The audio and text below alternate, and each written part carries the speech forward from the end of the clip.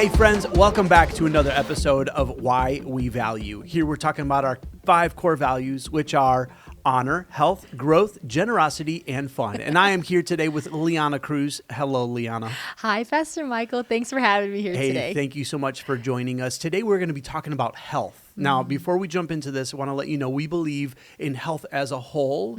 We want people to feel healthy in their bodies, in their mind, in their spirit, in their finances, in their relationships. Yeah. So when we talk about health, it's a big conversation. Yes. But you're going to help us today because Liana is our mental health specialist here at Calvary Church. And I'm so excited to have this conversation with you because we are specifically talking about mental health. Yes. Now, that's a big topic. What does that yeah. mean to you when I say that's what we're going to talk about? That's a really good question, Pastor Michael, because like you said, this idea of mental health encompasses everything. And so not just, mental health, but also physical, mental, emotional, spiritual. And so when I think of it, I'm like, there's a lot of things to tackle here, but it's good things that we're going to talk about here today. Yeah, absolutely. Now, I just got to start with this because I love in Philippians when Paul says, do not be anxious about anything. And that word anxious in the Greek actually has this connotation of being double-minded. And so it's this thought of going back and forth between ideas and thoughts and it causing you to not understand what you're thinking and feeling because you're constantly going from one thing to the next. Now, I think that's something we can all relate to because we all have these moments of not knowing what we really think about something or how we're feeling about something. And so I just want to start the conversation with when we're talking about mental health, when we're talking about this idea of being able to be sound in our mind, there's going to be times where we all are questioning something and we're all trying to work through something. How can we do that in a healthy way? What does that look like? That's kind of a big way to start the conversation. Yeah. But at the same time, I think it's important for everybody to understand we are all on a journey for this mental wholeness of figuring out what that looks like. Give me some thoughts towards that. Yes, absolutely. And Pastor Michael, when it comes to thoughts, I think that we can say that your mental state is one of the hardest battles that we will all face in life. And one of my favorite authors, Craig Rochelle, who wrote the book, Winning the War in Your Mind, he said that most of life's battles are either won or lost in the mind, and that the direction of where our life goes often is where our thoughts are strongest. And when you really begin to process that, you start to think, man, what are my thoughts throughout the day? Where are my thoughts leading me? And are they leading me to a positive outcome or a negative outcome? And I think practically one of the things that I have been learning is this idea of having an optimistic mindset. And I think that, when we see the word optimism, we always just maybe assume, happy. You have to be happy. And we see people that are always happy and we think, man, like sometimes that's just not realistic for me, or I feel like I can't always be happy like that. When really this word optimism actually means hope for the future and being confident that a successful outcome can come. And I think what we're doing here is we're shifting our mindset to not just say, this happy feeling, but you are saying, hey, despite the hardships that I face, I am going to choose to have hope for my future, and I am going to choose to be confident that a successful outcome can come. And I even think as believers, this is where we can really say, you know what, despite what I go through, I am trusting in the Lord, and I am trusting that whatever happens, it will turn into something for the good of God and for His glory. Wow. But as you're saying that, I bet there's somebody listening right this moment that heard you say optimistic and they've been trying. They've gone through it. They've been trying to put that attitude of, no, it's going to be okay. And they're just not seeing that result. So how do you do that when you've waited and you've been patient and you're trusting in the Lord, but you're just not seeing the results that you hoped you would see? How do you stay optimistic in those moments? That's a really good question, because I think this is where I think the wrestle comes is, man, how do we how do we practically do this? And one of the scriptures that is my favorite that reminds me of this is Psalms 13.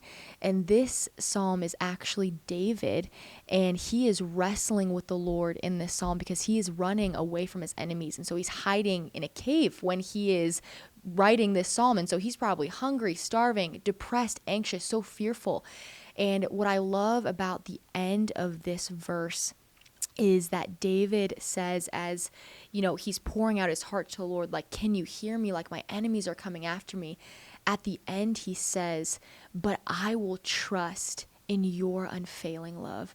I will rejoice in your salvation, and I will sing the Lord's praise, for he has been good to me. And I remember after I got a hold of this verse, I remember telling myself that this is the posture of how I want to live my whole life, that even in the midst of hardships and, trying to tackle these things, I want to say, God, I trust in your unfailing love. Because I think really what this is a posture of gratitude and thankfulness, of saying, Lord, I praise you. I thank you for your salvation. I thank you for your unfailing love. And what's so awesome about the posture of gratefulness and thankfulness is that recent studies have just shown that the response your brain has to things like gratitude and thankfulness, and the response your brain has to things like anxiety, depression, or fear, those things cannot coexist in the brain together, or your brain cannot respond to both of those things at the same time. Your brain can alternate between the two, but it cannot have both of those responses happening at the same time. And so really what this is saying is that when we start to elevate things like gratefulness and thankfulness, then we start to decrease things like anxiety, depression, and fear. But the same thing happens on the opposite end, that if we start to elevate depression, anxiety, and anxiousness, gratefulness and thankfulness, these things start to decrease. And so this is where we have to ask ourselves, man, where are we being led with our thoughts? But that's just one example of how you can do that, is really elevating things like gratefulness and thankfulness. Yeah. So you said something. First of all, I love David in this conversation. And I don't know if you've ever realized this. He has a rhythm to his poems, right? Yeah. So he always starts with this honest confession. And I think some of what you're talking about right now, even the optimism, it can't happen without first, and correct me if I'm wrong, there being this honest expression of, I'm being real with how I feel right now. Yeah. This is where I'm at. And I see that in David's Psalms. That's why he says things like, hey, I'm in this pit. When are you going to lift me up? Or why is my soul so downcast and broken? He's confessing, this is where I'm at. Yeah. And I think a lot of times, do you feel like maybe we can't get to this optimistic spot, or we can't get to any sort of healthy ground because we haven't stopped and done the work to say, man, here's what I'm feeling, and not only what I'm feeling, here's why I'm feeling this. Do you think there's a part in there? Yeah. No, yeah, I do. I really believe that, because I think oftentimes, like you said with David, he always starts with being honest. And I think sometimes we as people struggle to get there. And I think the reason we struggle to get there is because we allow so much distraction in our life. And when we allow distraction in our life, like, for example, things like social media or other things like that, then it causes us to not actually deal with the issue. And so what we try to do is we try to cope and manage our issues by ignoring them and distracting ourselves rather than actually facing the issue head on. And I think David is such an example of, he was going through serious stuff and he was so honest with the Lord. But I think at the end of the day, this is where he has the name a man after God's own heart, because he is pouring out his entire being to the Lord and actually dealing and facing with his issues head on. And I think that it's so important to do that, because if we're not honest with ourselves, and if we can't deal with our issues head on, then we'll never be able to learn how to actually overcome and conquer the issues that we're facing if we're just distracting ourselves. Yeah. Is there like maybe a practice or something that someone can do to be real with how they're feeling? Is there something you would tell, hey, just start here, try this? Absolutely. I think one of the best ways to do that is by journaling. And I think that journaling is so important, especially because when it's just you and yourself, this is really when you can take advantage of this opportunity to just write and be honest. And sometimes it starts there when no one really, sees it yet, but if just being real and honest with yourself, Yeah. and then eventually, when you feel comfortable, then opening yourself up to other people. Because I think once you begin to open yourself up and be honest with people, that is where you will see healing begin. But I think that is just one practical way of starting that, is just by journaling and being Yeah. honest with yourself and honest with your thoughts of where you're at. So I read a Harvard study not too long ago that talks about how the brain actually cycles through thoughts, right? And so it was talking about the fact that when you're like, I struggle to sleep. I have thoughts that go nonstop, right? So I Yeah. keep a journal next to my bed because Yeah. basically what this article was saying is that once you start thinking about something, if you don't do something about it, what happens is it goes to the back of the mind and then it circles back around. And every time it comes back around, it gains momentum and strength. Yeah. And so what ends up happening is you begin to stress and worry about those things. Yet if you were to do an action step of any sort, this article was saying it tells your brain, hey, you're doing something about it. Yeah. Relax. Yeah. So as simple as writing it down in a journal, that causes your brain to say, oh, Michael's got it. He's figuring something out. Now, if Yeah. I don't do something more with it, then it becomes a different conversation. But that's the starting part, is what it was telling, this article was talking about, was that's the starting place for you telling your brain, relax. Yeah. I'm working on this. Yeah. Any thoughts towards that? Yes, and I love that you said that, because I think it is so true. And I think when you let your thoughts sit, because I know for me too, I am a thinker. I think all the time. I'm an internal processor. So there's always thoughts running through my mind. And I think, like you said, the issue is, when you don't do anything with those thoughts, then what starts to happen is you start to create this spiral in your head. And sometimes that's when you start to think and then overthink, and then it just keeps going and keeps going. And what I love about what you said is that I think that things like journaling and other stuff, like that, is also this idea of taking your thoughts captive. And this is where we also see this in 2 Corinthians 10:5, when it says, I take every thought captive and make it obedient to the Lord. And I think, this idea and concept of taking your thoughts captive is huge, because what you're essentially saying is, I am not allowing myself to feed into these thoughts that are not life-giving and that are not honoring to the Lord. And you're not allowing them to take root in your mind. But also, more than that, you're not allowing them to take habit or pattern in your life, which is huge, because in our brain, we have something called neural pathways. And neural pathways are the connections between your brain that go from one part of your brain to another, which do connections and signals and responses. And so the issue is that, when we have habits and patterns in our life that are, negative, we're creating these neural pathways that begin to get deeper and deeper and deeper, that are then harder to fight off. But that's the same thing when it comes to good patterns in our life, that we can create neural pathways that are good and healthy for us. But when we create patterns that are not healthy, then it's harder to fight, because we've created these patterns in our life that now we're fighting against, not only mentally, but also physically, emotionally, spiritually. They We're start fighting to against all control these us things. then more, right? Like it becomes part of, it's just normal for us to go to that as our main thought. Yeah, absolutely. And that's exactly what it is. And then, and that's where we see it just begins to get harder. And so that's why it's so important when I think of taking my thoughts captive. Sometimes I even imagine in my mind actually grabbing the thought and just holding it in my hand and saying to myself, you know what?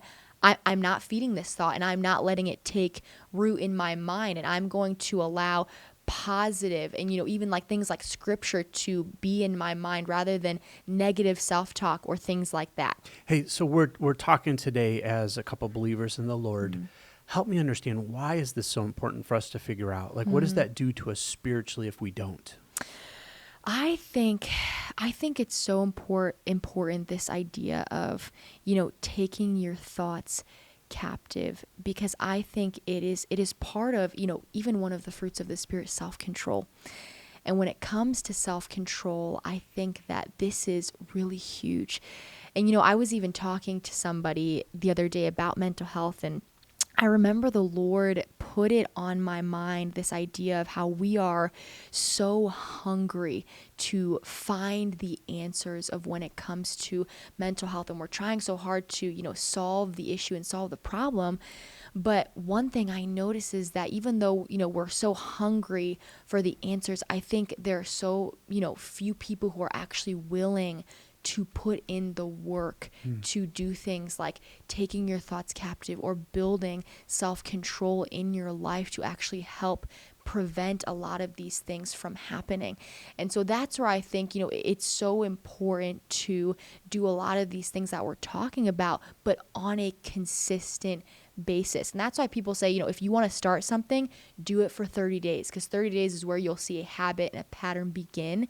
And so I think it's so important that, we not only talk about it and seek after these things, but we also are putting actions behind these things. Well, that's good. And we don't have a whole lot of time left. So I would love for you to give us a couple of action things that people can practice and see how it grows in them. And I would love for you to talk about social media in there somewhere, because I know that's a huge part of the conversation. Yep, absolutely. And so I think, when it comes to practical things in self-control, this is where we get into the conversation of healthy boundaries and setting healthy boundaries in your life.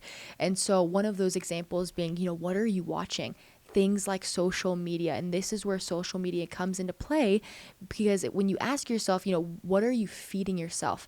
Are you feeding yourself things that are causing you to feel more insecure and causing yourself to have more doubt and negative self-talk? Because I think, really the question is, how are you setting yourself up? Are you setting yourself up to win, or are you setting yourself up to lose? And I think, again, when it comes to things like social media, this is where we see, how are you setting yourself up by what you're watching and what you're feeding into your mind? Why does that have such an impact on us? I think it has such an impact on us because when it comes to our brain and when it comes to the responses of our brain, they say that things like social media, the dopamine that you receive when you watch things is actually the same dopamine that you get when it comes to drugs or things like that. Wow. And so when you think of that, and when you think of how you are firing up your brain, it's almost like it's a drug, and it becomes almost like an addiction, like a drug. But like we know, when it comes to addiction, it is often hard to stop when you get into it. And addiction leads to way more things than we even think and know. And so that's why it's important to just ask yourself, what are you feeding your brain? Are you setting yourself up to win, or are you setting yourself up to lose? Hey, and I would also add, for the parents that are watching, know what your teens, know what your kids are watching too, because they're forming those thoughts about themselves and those ideas. And it's our job to help shelter them, protect them. Don't be afraid to say, let me see your phone. Absolutely. Let me see what things you're looking at. Absolutely. Isn't that so important for a parent to be able to be part of? Oh, yes, absolutely. And I think, for the parents, what's so important is that you play a huge role in your children's life and how they develop and how they grow up. And the reality is that they can't do without you, and that they need your help. And that I think as a parent, it is so important to do things like that. Okay, so we have journaling, we have setting healthy boundaries. Give me one more. What's another good practice? Yes, I think another thing is relationships. Ooh. The relationships that you are in. This is so big, because I think oftentimes, we ask ourselves, why do I feel this way? Or why am I still in this state of anxiousness? But then when you look at the people you're hanging out with, you start to see that, man, these are people that are keeping you in that mentality. These are people that are actually drawing you away from what God is calling you to, or even just living a healthy life. And so I think that is so important to really ask yourself, who are you surrounding yourself with? And I think that's huge. Or even the thought of, are you not surrounding yourself with anybody, and are you staying in isolation? Because that's huge too. Sometimes we tend to keep to ourselves and really community is important. It's so important to the way we live, but it's also important to know that, is it a healthy community? Is it community that is life-giving and going to uplift you? That's big. And we say we find freedom in groups here at Calvary. Yes. And so that's why we encourage people, get in a group, have that people that are common in mindset, common in goals that can help encourage and lift each other up. Super important. Yeah, absolutely. Hey, we're almost out of time here, but before we end, I know not every mental health conversation is something that's as easy as, hey, just think differently or be positive and optimistic. What would you say to those that are needing that extra help? We want to take that so sensitive. We believe in finding extra help and finding people outside, maybe sometimes the church setting, to be able to help those people. What would you say to that? Yes. And, I want to make, this conversation clear that the things that we've talked about today, they are simply recommendations. And I know that and I want to be sensitive to people who would say, I've tried all of these things and, I just feel like it's not working in my life. And, when I hear stuff like that, I understand. And I think I would want people to know that, just like we talked about in the beginning, continue to have hope. Continue to have hope and be confident that the Lord is bringing freedom. And I know that oftentimes it can feel discouraging when we try things and they don't go the way we want them to. But I think what's so important is that the Lord is with you and he's walking with you. And sometimes the Lord teaches us more when we see him walking in the struggle with us than just quickly healing us from what we're dealing with. And I think both are important, but I think there's so much to learn along the journey of continuing to trust God even in the hardships and have hope that he is teaching you more and that he will restore you and heal you in ways that you might not be expecting. Yeah. And, there's been a stigma in the church with maybe talking to counselors and professionals. Do you think there's anything wrong with that, or what can we do with that conversation? Yeah, I do not think there's anything wrong with that at all.